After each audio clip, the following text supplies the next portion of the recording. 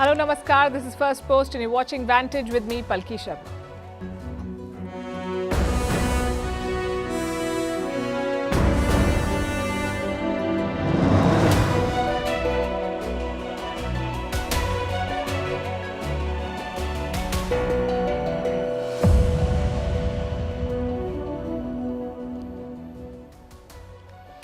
You know the silence after a big party? That's New Delhi right now. All the world leaders have left after attending the G20 Summit. It was a resounding success for New Delhi. But summit or not, diplomacy continues. As we speak, India is hosting a special dinner for the Saudi Crown Prince, Mohammed bin Salman. Earlier in the day, he also held talks with Prime Minister Modi. What makes the India-Saudi Arabia relationship so special? Where does it go next? And what did Prime Minister Modi and Crown Prince MBS discuss? That's our top story tonight.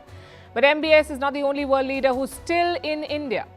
Another one has been snubbed and now stranded by a technical snag. Any guesses? Stick around to find out who this is. Also on the show, after the finance minister, China's defense minister is missing. He's not been seen in public for almost 2 weeks now. In the Maldives, the pro-China candidate has taken an unexpected lead in the presidential election. What does it mean for India's regional ambitions? In Pakistan, there's a double whammy. The Taliban are mocking their economy and the former ruling coalition appears to be divided.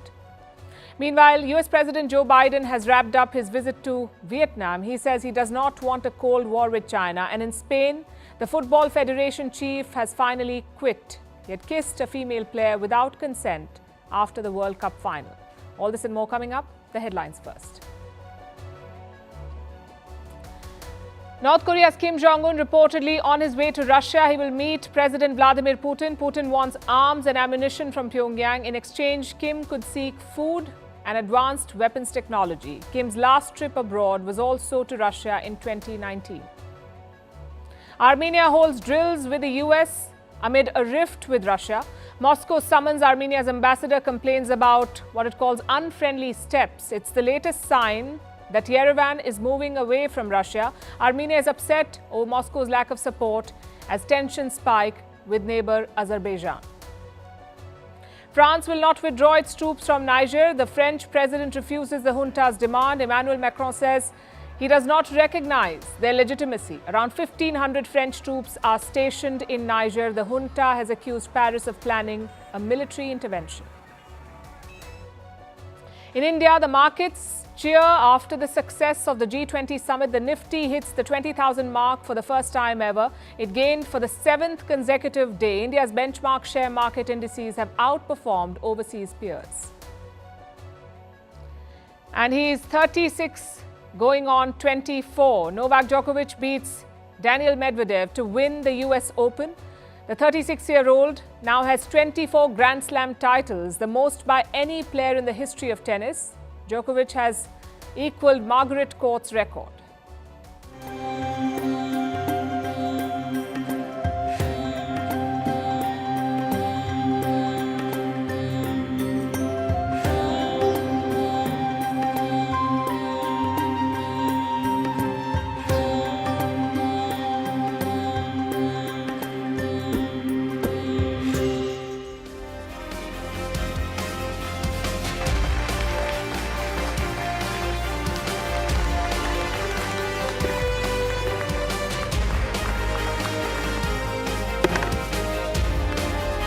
मैं G20 summit के समापन की घोषणा करता हूं।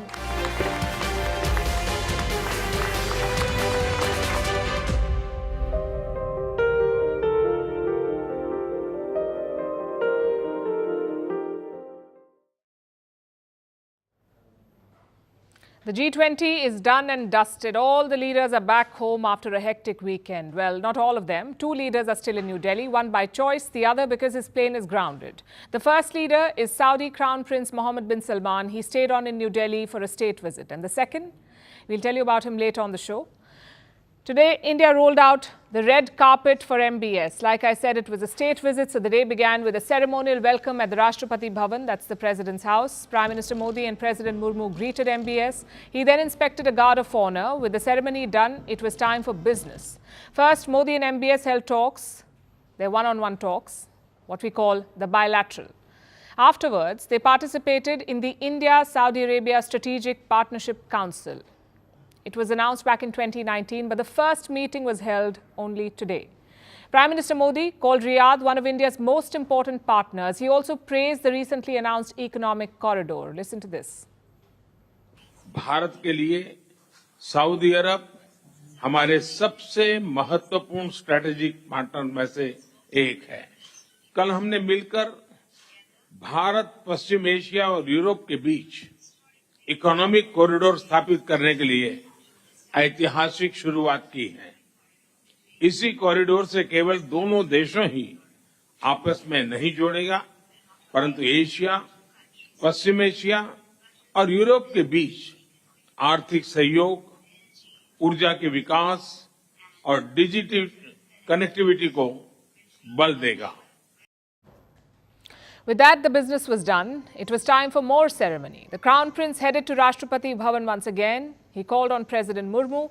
The President is hosting a special dinner for MBS. It's part of every state visit. It begins with a welcome at the Rashtrapati Bhavan. It ends with a dinner also at the Rashtrapati Bhavan. Later tonight, MBS will board the flight back home, which raises the big question. What has this visit achieved? India says around 8 agreements have been signed. They cover a number of sectors like energy, digitization and manufacturing. In addition, over 24 MOUs were signed by Indian and Saudi companies. MOUs are memorandums of understanding. They're not legally binding, but they detail what the plans are. Most of the talk is around 2 projects. One is for an underwater grid. Cables will reportedly be laid below the sea. They will connect India and Saudi Arabia in a renewable grid. The second is related to investments. Saudi Arabia has promised around $100 billion in investments. Around half of that is for a refinery, the West Coast refinery. This project was announced back in 2015, but it's been delayed repeatedly. So New Delhi and Riyadh are setting up a joint task force. It will identify and accelerate investments. So these are the tangible results. Beyond these, Modi and MBS discussed multiple issues like trading in local currency. India has already been doing this with the United Arab Emirates, so Saudi Arabia is the natural next step. Also on the agenda was trade. India is looking to sign a free trade agreement with the GCC. GCC is the Gulf Cooperation Council. It has 6 members, including Saudi Arabia. And if you get Riyadh on board, the rest becomes quite easy. Which brings us to bilateral trade. India-Saudi Arabia trade is at an all-time high. It was around $52 billion last year. Most of it, of course, was oil. Riyadh is the 3rd biggest seller of oil to India. The first is Russia. The second is Iraq. So oil and energy remain the cornerstone of this relationship. But that alone is not enough. Both Modi and MBS realize this. You see, India and Saudi Arabia are the 2 fastest growing major economies of the world. They have money. They have a skilled young labor force. They also have a history of cooperating. So we need to diversify beyond oil. The Crown Prince has already unveiled his plan for an oil-free Saudi. It is called Vision 2030. India is well placed to capitalize on that, with investments, with jobs, and with more trade. The new economic corridor is a great example of that, of thinking beyond oil. The Crown Prince alluded to these initiatives. He also said there are no disagreements between India and Saudi Arabia. Listen to this. between Arabs and Indians, between Saudi Arabia also and India, beneficial relations for both countries. There was no disagreement at all during the history of this relationship, but there is cooperation to build the future of our country and create opportunities. Today we're working on the future opportunities. There is a huge agenda to be working with. We are working through this council to achieve these accomplishments, and these are promising. India shares a unique relationship with the Arab states. On the one hand, you have a history of close relations. Most of them have been India's key trade partners. On the other, they can't seem to abandon Pakistan. Each time Pakistan fails, the Arab world rescues them. And this time is no different. Pakistan says Riyadh is planning to invest $25 billion in the country. It's not been confirmed yet. But if this is true, it tells you how deep their relationship is. So should India be worried about that? Well, the thing is, worrying will not get you very far. Instead, it's important to focus on what is possible. The Saudi-Pakistan relationship is more emotional. The Saudi-India relationship has more substance. And from the looks of it, Riyadh realizes this.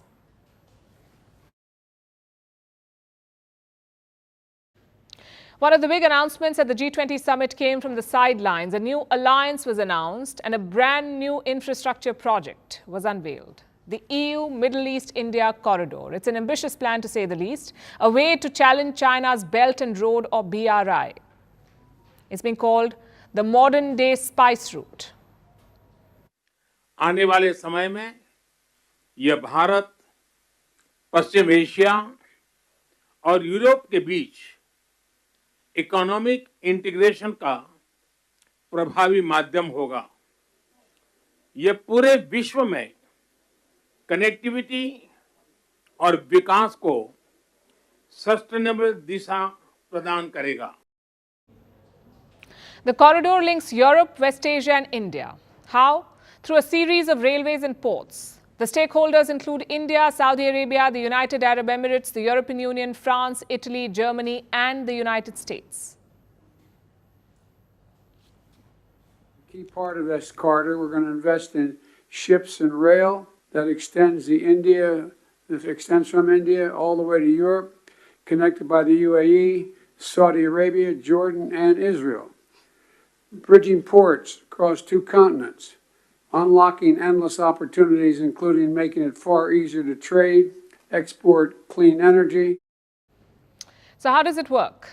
The project will connect rail and port facilities across West Asia. It will basically be the connecting link. This will help speed up trade between India and Europe. By some estimates, it will be 40% faster. This is nothing but historic. It will be the most direct connection to date between India, the Arabian Gulf and Europe, with a rail link that will make trade between India and Europe 40% faster. 40% faster, she said. I know it sounds complicated. So let me pull up a map for you. Imagine there's a shipping container traveling from Mumbai to Europe. Right now, today, it will have to go through the Suez Canal. You can see it on the map. That's the route it will take right now. 10% of global maritime trade goes through the Suez Canal.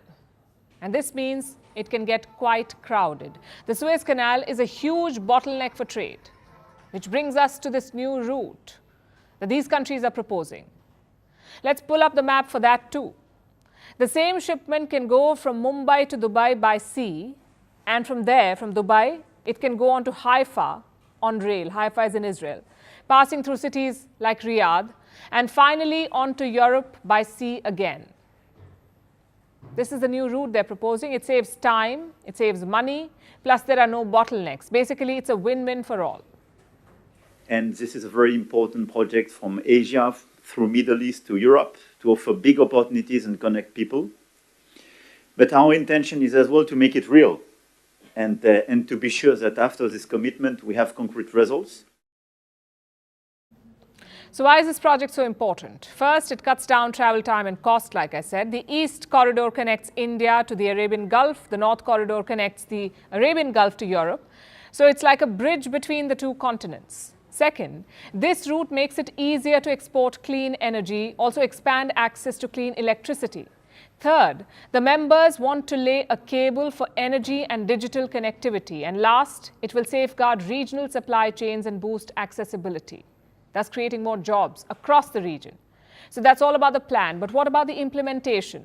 The members have already signed an MOU. Like I said, that's a memorandum of understanding. They plan on meeting in the next 60 days. That's when they will chart out the future course. And there will be an action plan with a timetable. So there's a long way to go, really. But this corridor is not just about trade and relations. It's also about countering China. The corridor is an alternative to the Belt and Road Initiative, BRI, Belt and Road Initiative. It is Xi Jinping's pet project, and it is losing steam. The debt is unsustainable. Countries like Italy are planning to walk out of BRI, and this was apparently conveyed during the G20 Summit. Reports suggest that the Prime Minister of Italy, Giorgia Meloni, privately signaled this to the Chinese Premier Li Qiang. But Meloni has not said anything publicly yet. Even in a press conference, she said that the decision is yet to be taken. The issue is how to guarantee a partnership that is beneficial for both the sides, leaving aside the decision that we will take on the BRI. So China's BRI is losing its sheen, its partners are jumping ship. It now has a credible challenger in West Asia. Or does it? Has China's Silk Road finally met its match in this modern-day spice route? We say it all depends on the implementation.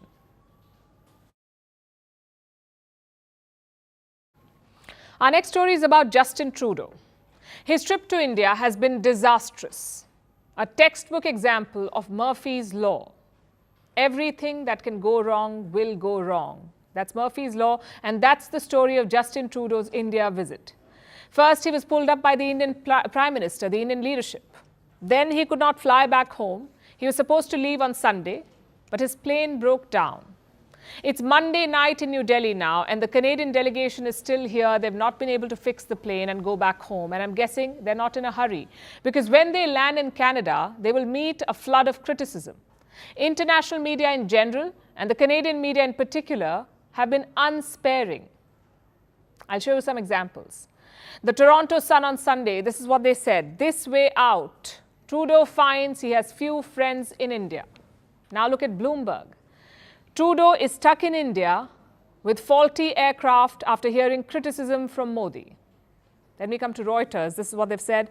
Modi scolds Trudeau over Sikh protests in Canada against India. It was quite bad, but hardly surprising.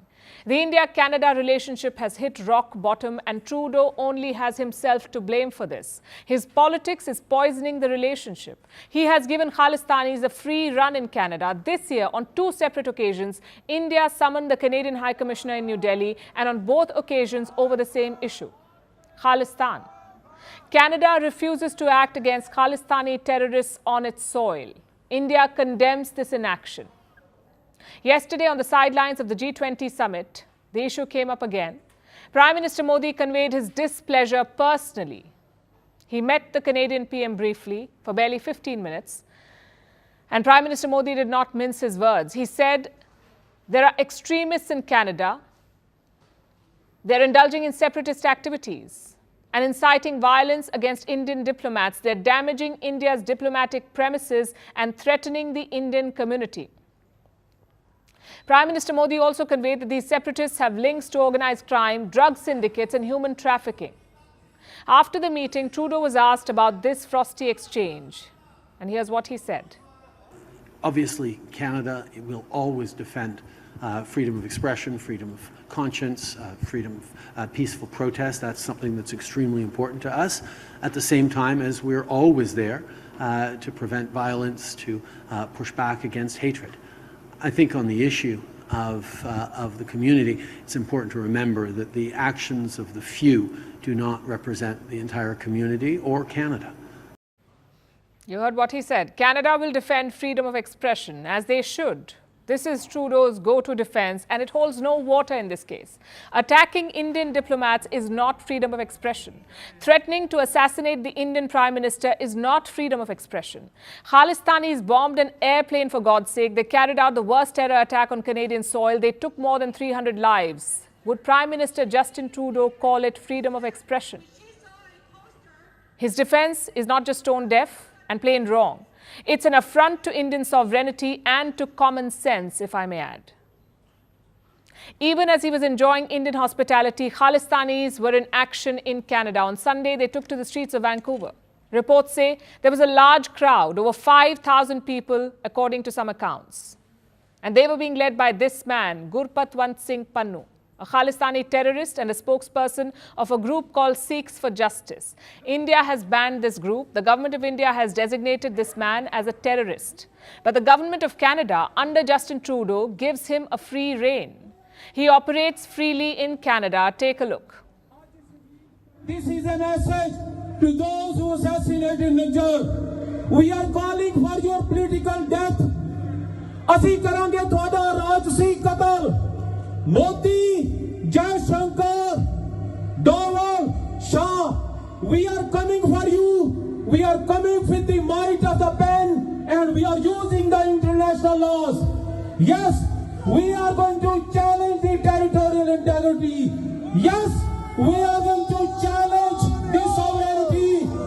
We are going to balkanize India. In this rally, he was openly giving calls to break up India. He said, we will balkanize India. He's threatening to attack Indian leaders. He was inciting the crowd against India. And what did the Canadian authorities do? Did they stop Pannu? Did they arrest him? They did not. Instead, they are facilitating a referendum that pushes for the creation of Khalistan, that pushes for the breakup of India. And let me repeat, all of this is being facilitated by the government of Canada while their Prime Minister is still in India. No wonder they got a dressing down from Prime Minister Modi. And he's being slammed by Canada's opposition too. The country's main opposition leader, Pierre Poilievre, has said, and I quote, putting partisanship aside, no one likes to see a Canadian Prime Minister repeatedly humiliated and trampled upon by the rest of the world. He shared that front page of the Toronto Times with this post. And this is not the first time that Justin Trudeau has been snubbed and scolded in India. He came for a long visit in 2018. Some of you may remember it was equally disastrous. He tried to woo India. He dressed in Indian attire, visited a temple, went to the Taj Mahal, even showed his Bhangra moves at a High Commission event. No one was impressed. The photo ops were overshadowed by a scandal. Trudeau's office invited a Khalistani for a reception. They withdrew the invite later, but by then the damage was done. Justin Trudeau had egg on his face and he admitted it. Let me quote from what he said about his 2018 visit to India. He called it, and I'm quoting, a blaring, negative, wall-to-wall international ridicule. So he knows that it was a big flop. And he has learned no lessons. In fact, he made it worse the second time, this time. And his broken down plane is perhaps the cherry on the top. Justin Trudeau, with his disastrous India policy and his appeasement of Khalistani terrorists, has become a national embarrassment for Canada.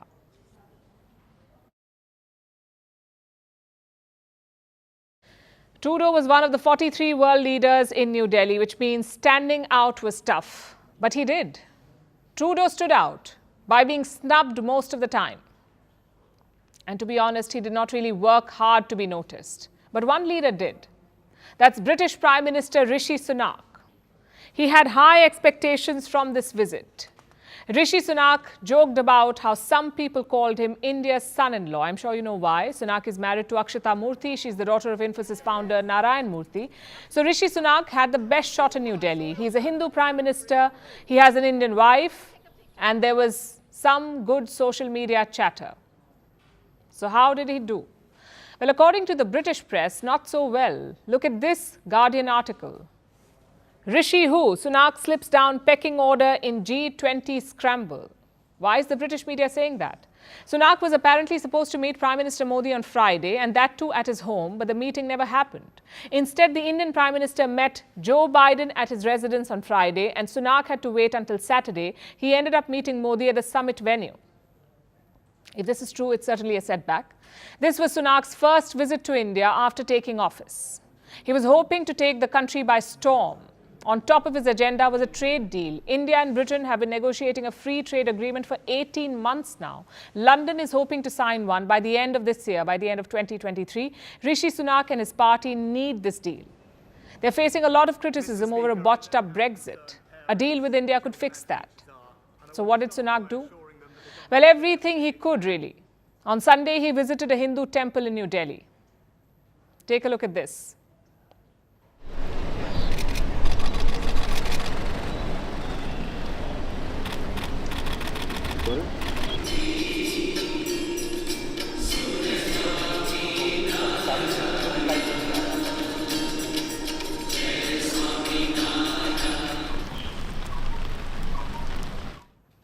I must say, great pictures, but have they translated into solid gains? Rishi Sunak got his sit down with Modi on Saturday. They did discuss the free trade deal. Let me quote what the Indian government has said. Both leaders reviewed the progress of free trade agreement negotiations and expressed hope that the remaining issues could be addressed at the earliest so that a balanced, mutually beneficial and forward-looking free trade agreement is concluded soon. This is what they said after the meeting. And this could happen soon, maybe even the next month. India is hosting the Cricket World Cup this year. The tournament will be starting next month. So there is talk of Rishi Sunak returning to India for that. Maybe even watch the India-England match. But will he also get a deal in October? That is the question. Well, his strategy seems to be clear. Temples, cricket and Indian roots. Whether they give results is a different question altogether. As for the British media, their judgment seems a bit harsh. After all, no world leader really stood out. It was more about the agenda, about the Delhi Declaration, which is why we have sketched out the 5 big takeaways from this G20, the 5 big wins for India's G20 presidency. The first, of course, is the membership for the African Union. India spearheaded this proposal. It was not just a policy idea. It was about correcting a historical wrong. New Delhi can be proud of this success, and this picture sums it up. The Indian Prime Minister embracing the President of the African Union. This was just before he took his seat at the table. And where was Xi Jinping when this happened? Not even in the room. Forget the room, not even in the country. Now to success number 2 for India, the agenda and the participation. We mentioned some of this yesterday. India's G20 Summit was attended by 43 world leaders. That's 20 national leaders, 9 guest countries, 14 heads of global agencies. This is the highest ever turnout at any G20 summit. The highest participation. The agenda was equally impressive. Look at the issues that were discussed: climate financing, sustainable development, gender equality, cryptocurrency, reforming multilateralism, and debt relief. The final Delhi Declaration was 34 pages long. India made sure that the focus was on social and economic issues, basically the G20's original mandate. Success number 3 was a focus on people-driven G20. Again, the numbers prove this. India held 220 meetings in 60 cities, 60. The idea was to take the G20 out of the national capital. Around 15 million people were involved in some manner, like in organizational work, or putting on cultural shows, or hospitality. India wanted to create a new template for G20, one that goes beyond closed-door meetings in the national capital. And the reason was quite simple.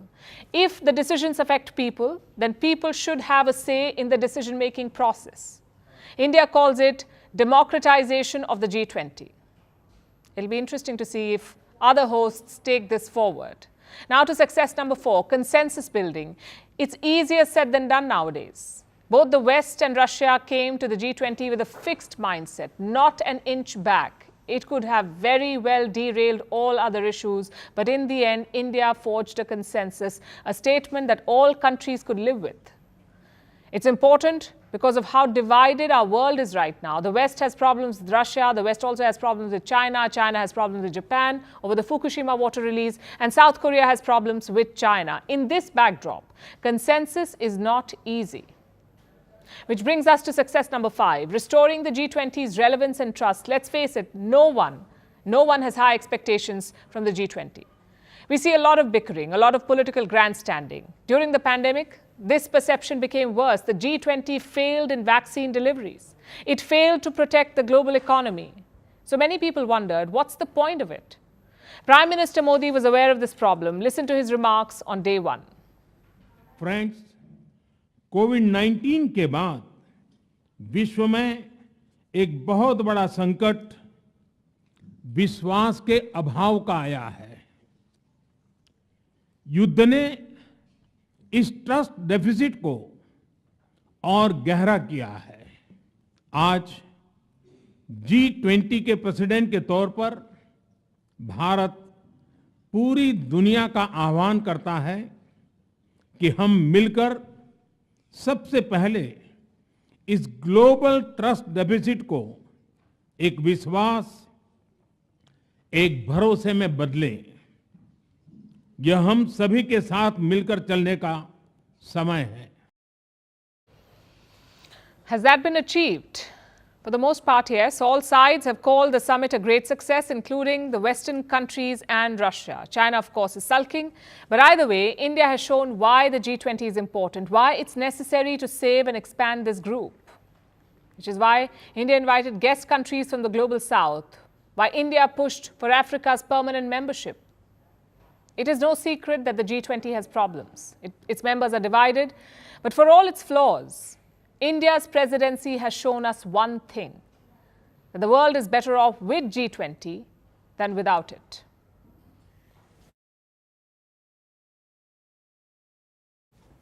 Meanwhile, in China, it's happening again. Another top minister of Xi Jinping has gone missing. This time, it's the defense minister. His name is Li Shangfu, and apparently, he has gone missing. This is according to an American diplomat, the U.S. ambassador to Japan, Rahm Emanuel. Look at what he's posted. President Xi's cabinet lineup now resembles an Agatha Christie novel. And then there were none. Let me, in fact, quote from his post. First, Foreign Minister Qin Gang goes missing, then the rocket force commanders go missing, and now Defense Minister Li Shangfu has not been seen in public for 2 weeks. Who's going to win this unemployment race, China's youth or Xi's cabinet? There is a hashtag at the end, mystery in Beijing building. What do we make of this? First, the facts. The ambassador has got his timeline off. He says General Li has not been seen in public for 2 weeks, but his last public engagement was on the 29th of August, so not 2 weeks yet. Having said that, where is he now? Where is China's defense minister? What has Beijing said about this? Well, the standard. We are not aware of the situation. That is the response from the Chinese Foreign Ministry. We are not aware of the situation. And this is serious. Beijing's latest Houdini Act deserves a closer look because it has implications beyond China. There is a shake-up in the PLA, the People's Liberation Army, the Chinese army, and it has left Chinese forces in disarray. Let's begin with the case of Li Shangfu, the defense minister. He was last seen at an event in Beijing. It was the third China-Africa Peace and Security Forum. We happen to have some pictures. General Li was the keynote speaker at this event. There were more than 100 delegates in the hall. Almost the entire African continent was represented. And this is what Li told them. We uphold a common, neutral, cooperative and sustainable security mindset and follow a new security path of dialogue rather than confrontation, partnership rather than alliance, and win-win rather than zero-sum. So he said nothing controversial. Defense Minister General Li stuck to old talking points. He said China wants to work with Africa. He also took a subtle dig at the US. But since delivering this speech, he's been missing. Last week, President Xi Jinping inspected the PLA. He visited an army unit. China did not say exactly where, but all we know is this. Xi Jinping went to China's northeast and the defense minister, General Li, was not with him. Someone else accompanied the president. What was the purpose of the visit? The Chinese president wanted to deliver a message. I have his statement. Listen to what he said. We must strictly enforce the education and management of troops and maintain a high degree of unity, security and stability. So a public call to improve the management of the PLA. Is this in any way linked to the defense minister and to his reported disappearance? Was Xi Jinping unhappy with him or his management of the PLA? It's hard to say and we do not wish to speculate, so let's look at some recent events. In the month of July, there was a purge in the PLA. 2 generals were sacked. These were men who led the PLA's rocket force. This department looks after China's nukes. And in this case too, Beijing followed the same playbook. First, the generals went missing, then they were sacked. Right after this shake-up, Xi Jinping made a statement. He ordered the Communist Party to maintain, quote-unquote, absolute leadership. And soon after that, an inquiry was launched. The PLA began looking into corruption cases, and these are old corruption cases, some of them more than 5 years old. The PLA's equipment department is under investigation. The cases are linked to hardware procurement. Reports say China is looking into 8 issues here. Among them is leaking information on projects and army units and helping certain companies secure bids, basically corruption. They also mention a date, October 2017. The PLA said it was investigating problems going back to October 2017. Why is this important? Guess who was leading the PLA's equipment department in October 2017? General Li Shangfu, now the missing defense minister. He led this department from September 2017 to October 2022. In 2023, that is this year, he became the defense minister of China. Is this the reason why he's gone missing? Is General Li caught up in a corruption case? We are not waiting for an answer from Beijing. It may never come. But the trajectory is quite clear. Xi Jinping seems intent on making sweeping changes to the PLA. As of June this year, China has purged more than 39 officials, including military cadres. They were put under investigation in October last year. Overall, this is Xi Jinping's third cleanup campaign in the army, the third in 10 years, since he took over as president. Millions of officials from different wings of the Chinese government have been purged. Millions. Now the PLA is at the receiving end for the third time. So either the Chinese military is extremely corrupt, or their commander-in-chief is extremely insecure. Either way, the disappearance of top ministers, first the foreign minister and now the defense minister, makes the world's second largest economy look worse than a banana republic.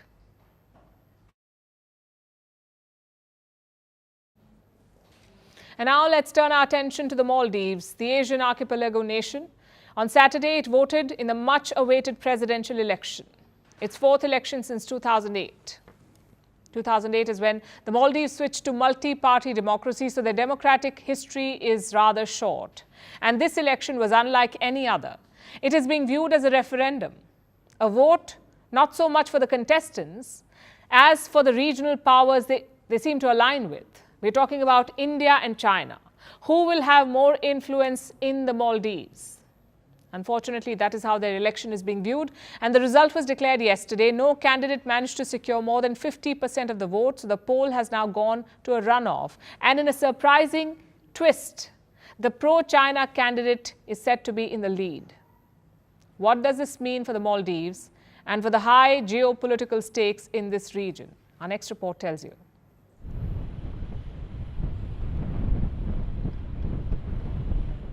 This is the Maldives, an Asian archipelago nation, home to over 500,000 people. The country became a multi-party democracy in 2008, and on Saturday it participated in an election. The nation's fourth presidential election, a much-awaited one at that. This election was unlike any other. It's practically a referendum over which regional power will have the biggest influence over the Maldives, India or China. Before we get to that, let's talk about the elections. Over 280,000 Maldivians were eligible to vote. The election saw a turnout of about 80%, but no candidate managed to secure more than 50% of the votes. Now the poll has gone to a runoff, which will be held on September 30th. The poll saw a record 8 candidates competing against each other, but in reality, the race has been shaped by 3 presidents: the incumbent, the breakaway, and the jail.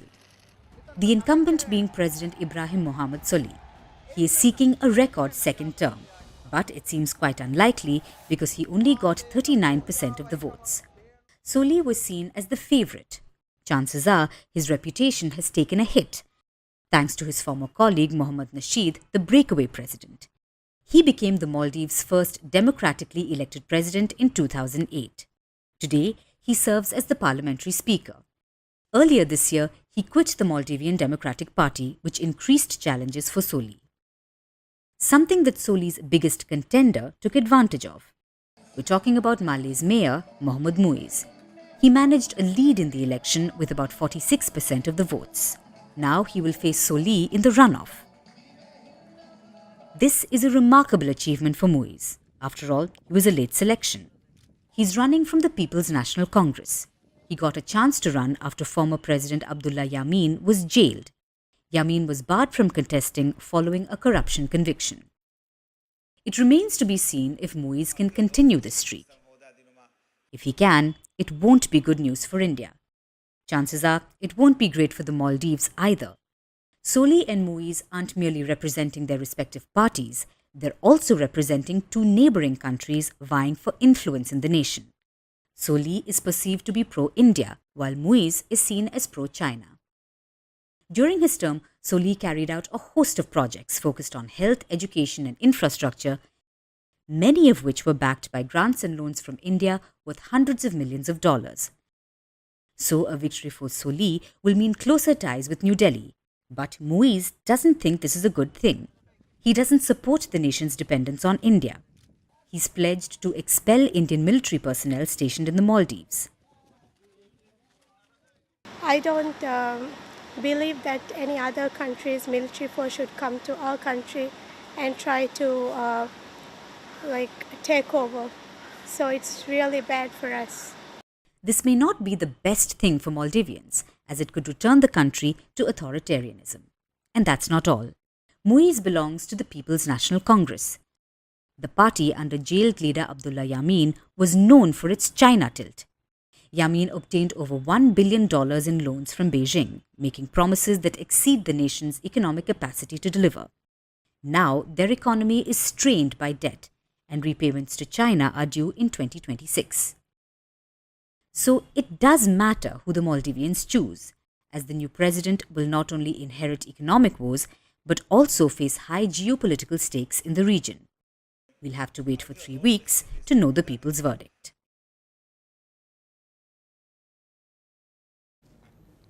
All things said, the Maldives is still a democracy, a stable country with a stable polity. But some of India's other neighbors, not so much. Just look at Pakistan. Every day brings more bad news from Pakistan. It's either the security situation or some terror attack or some constitutional crisis. Tonight, we are focusing on 2 issues from Pakistan: the external security threat and the internal political threat. Last week, there was a skirmish at Pakistan's border with Afghanistan at this place called Torkham. Both sides exchanged gunfire in the middle of the day. Take a look.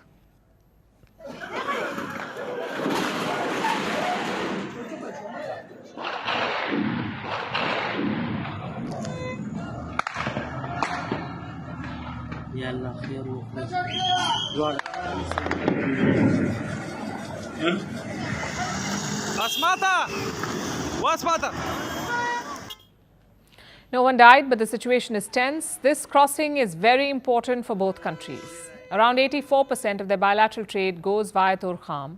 That's millions of dollars. But for 5 days, the border has been shut. Zero trade is happening. So what exactly is the problem here? Depends on which side you ask. The Taliban are blaming Pakistan. They say their border guards were repairing an old outpost and suddenly Pakistan opened fire. Islamabad disputes this. They claim a new outpost was being built on their territory. That's Pakistani territory. And Islamabad says they tried for a diplomatic solution. Instead, the Taliban started firing. So both sides are saying the exact opposite. Meanwhile, the border backlog is getting worse. Just look at these pictures. Dozens of trucks are stuck near Torkham. Some of them were carrying perishable goods like vegetables and fruits. On Sunday, the border officials met for talks. They tried to reach an agreement on reopening the border. No luck though. Torkham still remains shut. And beyond this crossing, there is a larger story here. Think back to 2021. Pakistan helped the Taliban regain power in Kabul. They lobbied for the new regime. 2 years on, relations have soured. Islamabad was hoping that Kabul will help them with the TTP, that's the Pakistani Taliban, Tehreek-e-Taliban Pakistan. But Kabul has flatly refused. In fact, they are insulting Pakistan. Look at their statement on Saturday. This is what they said. Such measures are harming the trade of Afghanistan and the region, as well as the national economy of Pakistan, which is still heavily dependent on exports in the current situation. Talk about low blows. The Taliban is now mocking Pakistan. They're telling Islamabad, look at your economy. You need these exports. It's a major strategic setback for Pakistan. They supported the Taliban, hoping for 2 major returns. One, help with the border.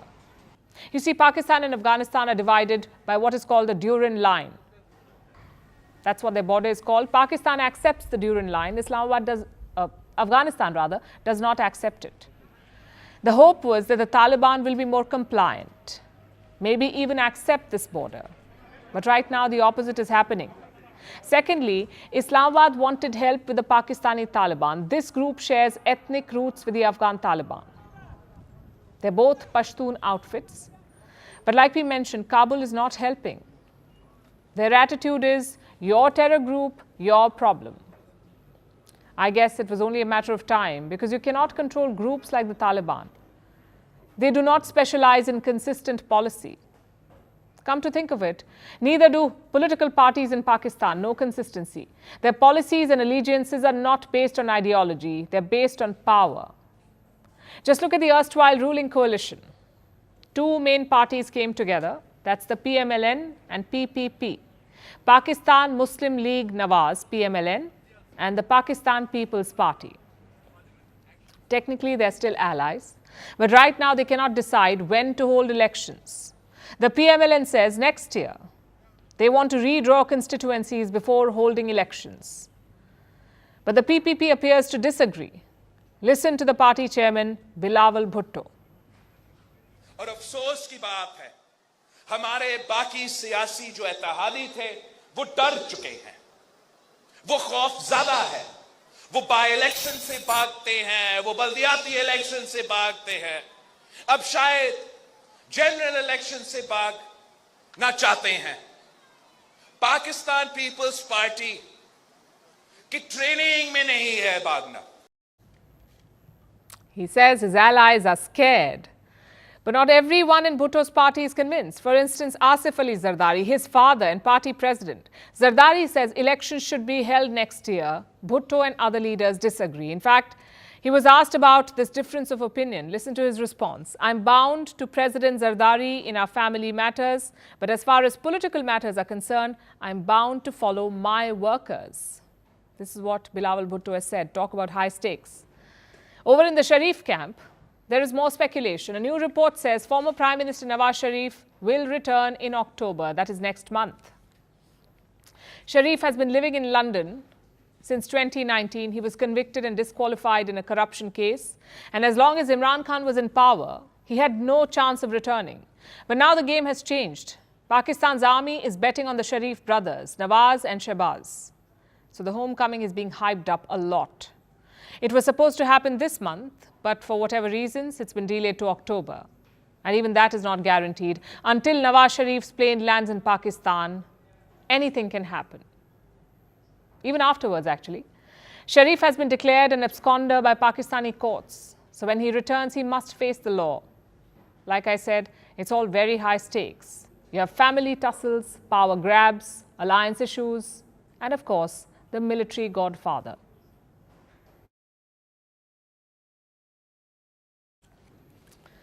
And now let's turn our attention to Morocco, where entire villages have turned to dust. Vast devastation has left debris and a great human cost in its wake. A rare and powerful earthquake struck the North African country on Friday night. The death toll has been soaring rapidly. More than 2,100 people have been killed. Even more are injured. People are struggling without vital supplies like food, water and shelter. Rescuers are scrambling to save people. Foreign aid has begun arriving. Here's our next report.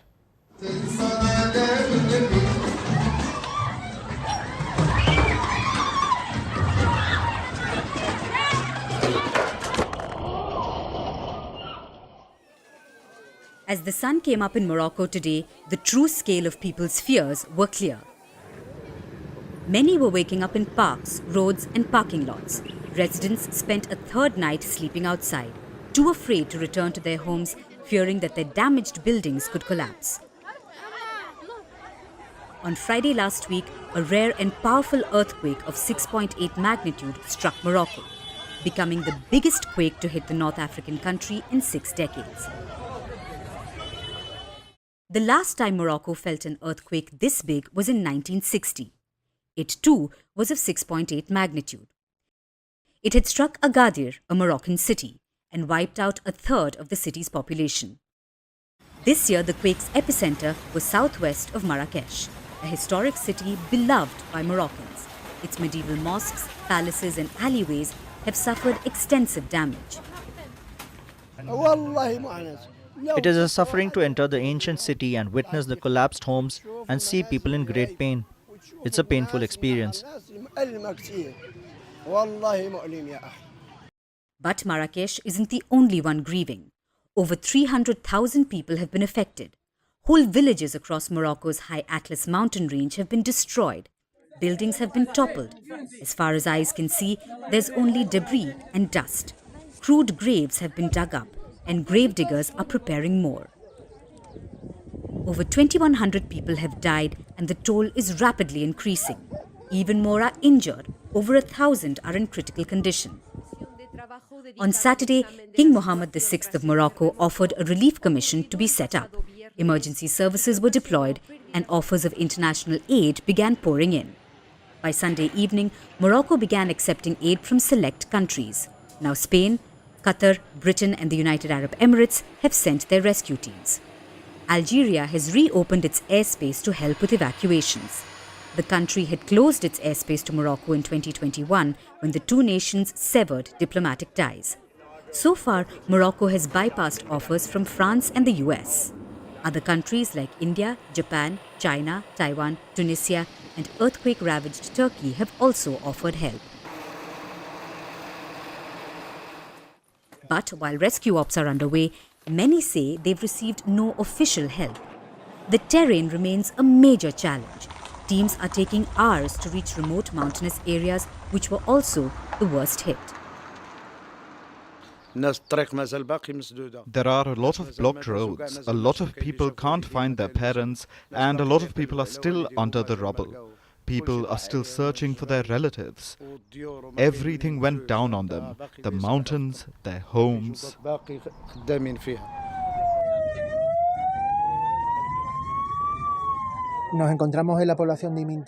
We are in the town of Imientala. It's very remote and it took us about 8 hours to get here.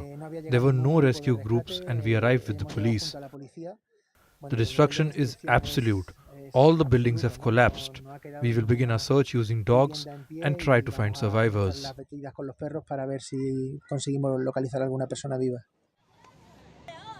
Many people are without food, water or shelter. Locals are digging with their hands and shovels in a desperate bid to find survivors. Streets are littered with bodies and dust is everywhere. Morocco is observing 3 days of mourning. As the reality sinks in, the grief and challenges seem unending.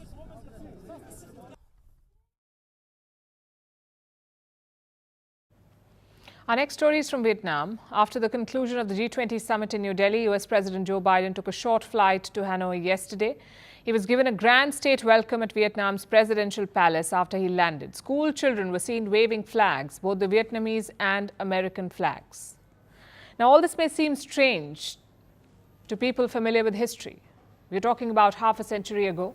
America and Vietnam were locked in a brutal war. Vietnamese communists were trying to unite their country. The US wanted to stop that, and they tried for almost 2 decades. Eventually, Washington's mission failed.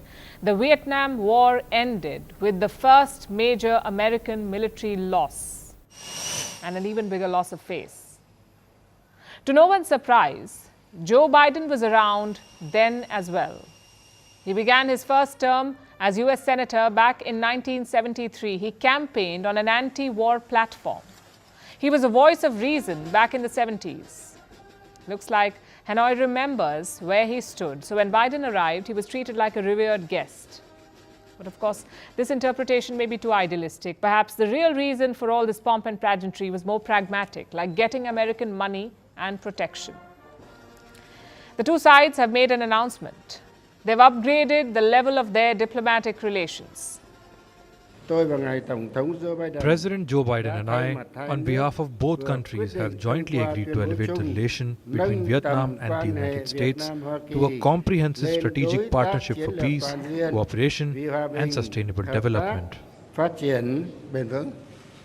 This truly historic moment. Today, we can trace a 50-year arc of progress in the relationship between our nations, from conflict to normalization to this new elevated status that will be a force for prosperity and security in one of the most consequential regions in the world. We are vaulting our partnership directly to a comprehensive strategic partnership at Vietnam's highest tier of partnership. The US and Vietnam now have a comprehensive strategic partnership. Earlier, they had a comprehensive partnership. It may not sound like much of a difference. Only the word strategic has been added now. But it is, in fact, a significant change. Vietnam has very few partners who are designated as strategic. The short list includes India, South Korea, Russia, and China. Notice the last two. Russia and China. Vietnam calls them strategic partners, and now it has added America to the same club. Russia and China had helped Vietnam defeat the US 50 years ago. Now they're being put on par with the Americans. It's a bold move by Hanoi. Why do you think they made it? Why would Vietnam risk angering its old friends by cozying up to an old foe? Like we said earlier, for money and protection. Listen to what they said after the deal was signed. The focus was on economics. We're deepening our cooperation on critical emerging technologies, particularly around building a more resilient semiconductor supply chain. We're expanding our economic partnership, exploring even greater trade and investment between our nations. But they avoided talking about the elephant in the room, or should we say the dragon. When pressed on it, President Biden admitted that China played a part in this diplomatic upgrade, but he was cagey about it. I am sincere about getting the relationship right. And one of the things that is going on now is China is beginning to change some of the rules of the game in terms of trade and other issues. That's what this trip was all about. Having India cooperate much more with the United States, be closer with the United States, Vietnam being closer with the United States, it's not about containing China. It's about having a stable base in the Indo-Pacific. He kept insisting that the Vietnam deal was not about containing China. But let's look at the facts. The US is trying to invest in Vietnam to counter its dependency on China. Vietnam is also doing the same thing. Currently, China is their biggest import and export market. So it makes it hard for Vietnam to counter China's territorial aggression. And Vietnam is one of the many, many neighbors whose land China has tried to grab. In this case, it is the Paracel Islands. These are in the South China Sea. Vietnam says it's their territory, but China illegally took control of them a few decades ago. And recently, China has built an airstrip there. It's the same tactic that Beijing keeps using everywhere. Invade, build infrastructure, and claim that it was always theirs. So obviously, Vietnam is not happy, and deepening ties with the US is the logical choice to counter an aggressive China. Because everyone knows a good way to beat a bully is to get an even bigger bully.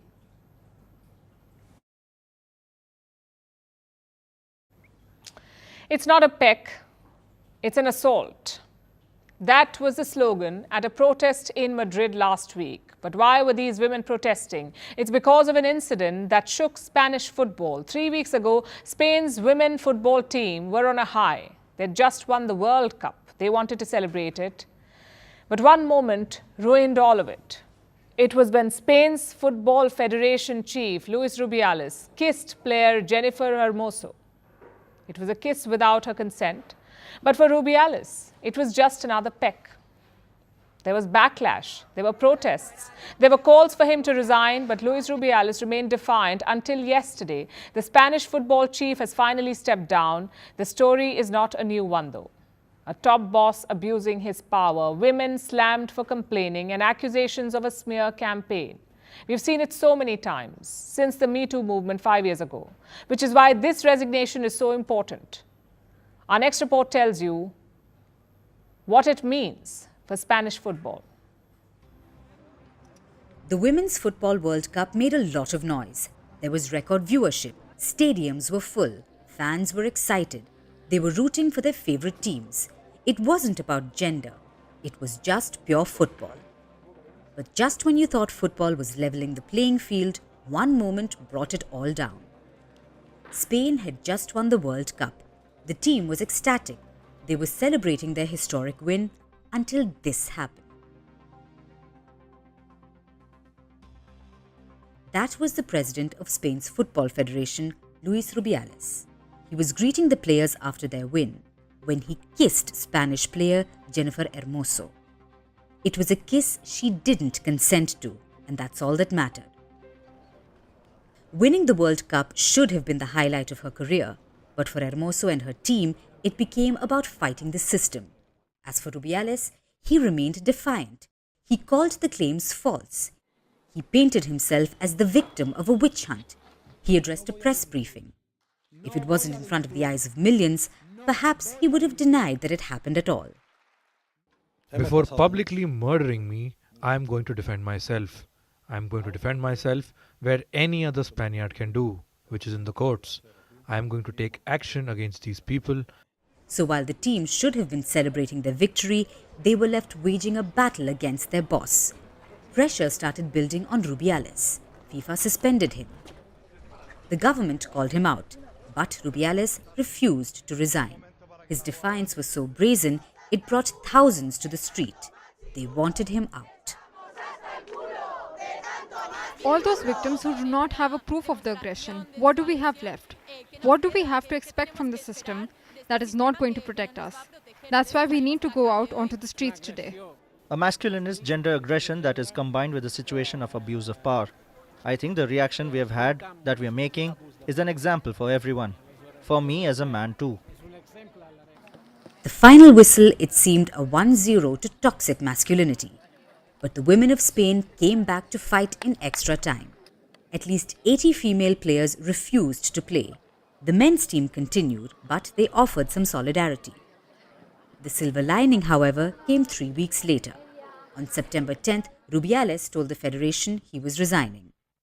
But even in his resignation, Rubiales remained defiant. He said he would continue his fight to clear his name. This is a big moment for Spanish football. The Football World Cup was supposed to be about equality, but the kiss showed how women were still playing on a man's pitch.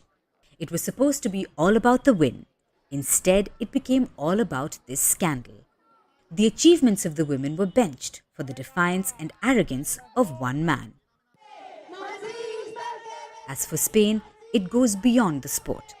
Most women have had a Rubiales story about men abusing their positions of power and getting away with it.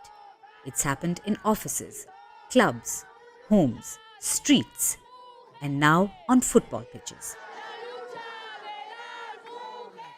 Rubiales' career may well be finished, but Spain's #MeToo moment is far from over.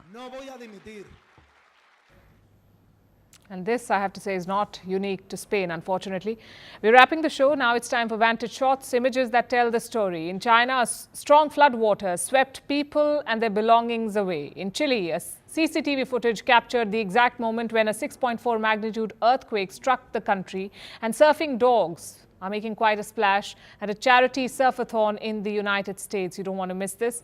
Finally, we are taking you back in history. On this day in 2001, nearly 3,000 people were killed after 4 planes were hijacked by Al-Qaeda terrorists. 2 planes flew into the World Trade Center's Twin Towers in New York. The Twin Towers collapsed after a short while. Another plane crashed into the Pentagon. The attacks triggered America's global war on terror, including the wars in Iraq and Afghanistan. We're leaving you with this. Thanks for watching. We'll see you tomorrow.